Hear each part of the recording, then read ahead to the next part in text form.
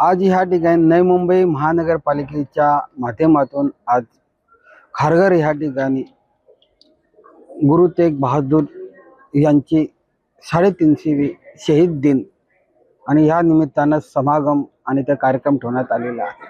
आणि त्याची जनजागृती करणं, त्याचा इतिहास, शौर्याचा इतिहास, त्यागाचा इतिहास आणि हिंदू धर्म रक्षणाचा जो काही इतिहास आहे हे सर्वांना समजलं पाहिजे।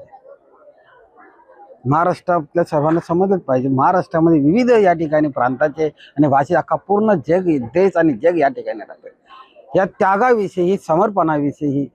पूर्ण सर्वांना समजलं पाहिजे की 350 वर्ष